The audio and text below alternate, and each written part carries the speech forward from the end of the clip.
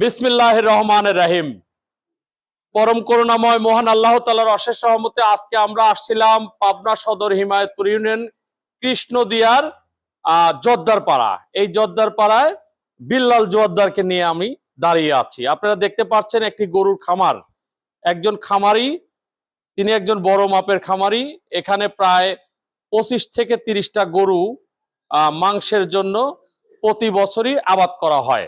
মানে গরু পালন, যেটা এই গরু পালন করে থাকে, এটা প্রতি বছর কুরবানির ঈদের আগেই এই গরুগুলি বাজারে তিনি বাজারজাত করেন। তো এই রকম বিল্লাল ভাই যদি আমাদের বাংলাদেশে শত শত বিল্লাল ভাইয়ের জন্ম নিত, তাহলে আমাদের দেশে ভারত থেকে কিন্তু গরু আনতে হতো না। কারণ ভারতের যে গরুগুলি আমাদের দেশে আসার কারণে আমাদের দেশের গরিব কৃষকেরা যারা গরু লালিত পালিত করে বাজারে দুইটি মুনাফার জন্য এত কষ্ট করে থাকে, এই ভারত সরকারের ওখান থেকে যখনই বাংলাদেশের কিছু অসাধু উপায়ের লোকেরা, কিছু অসাধু উপায়ের ব্যবসায়ীরা এই কুরবানির ঈদের সময়কালেই যখনই তারা গরু আমদানি করে, তখন আমাদের বাংলাদেশের বাঙালি কৃষকেরা এটা একটা চরমভাবে ধ্বংসের পথে চলে যায়। আমরা এরকম বিল্লাল ভাইয়ের মতো যারা পশুপালন করে থাকে, মাংস বাজারজাত করার জন্য লালিত পালিত করে, আমরা এই সকল বিল্লাল ভাইকে আমি সাধুবাদ জানাই। আমি এই পাবনা থেকে আমাদের এই বিল্লাল ভাইকে পশুপালনে সেরা উদ্যোক্তা হিসাবে মনোনীত করছি। এবারে বিল্লাল ভাই দুটি কথা বলেন। গরু আছে 24টা। 24টা, এবছরে 24টা। গত বছরে মনে হয় একটু বেশি ছিল। তো এবারে এই গরুগুলো আপনি যে আপনি আবাদ করেন, আপনার কেমন লাগে?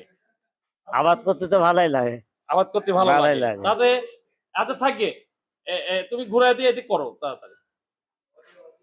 তাহলে আপনি যে আবাদগুলি করেন, এত কষ্ট, এই কষ্টটা আপনার তখন আর মনে হয় না যখন বিক্রি করেন? না, বিক্রি করার মনে হয় না, কিন্তু গরু কিন্তু লাভের কোনো ই নেই। লাভের কি নেই? কারণটা কি? কারণ গরুর আছে আর একবার কাছে বাজারে এবার কম। ও, উনি বলছে যে বিগত বছরগুলির চেয়ে এবারে গরুর দাম কম। এই কম হওয়ার কারণে কৃষকরা একটু মাথায় বাড়ি।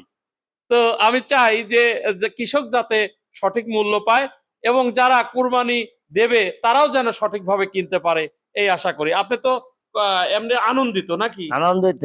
সবাইকে সালাম দেন। আসসালামু আলাইকুম। ধন্যবাদ। আসসালামু আলাইকুম।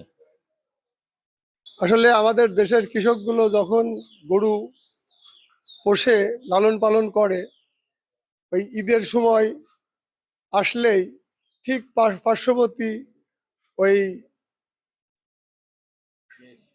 পার্শ্ববর্তী দেশ ভারত তখন অবলীলায় লিগেল আনলিগেল ভাবে ছেড়ে দেয়, ওই গরু ছেড়ে দেয়, গরু ছাগল পড়কি সব ছেড়ে দেয়।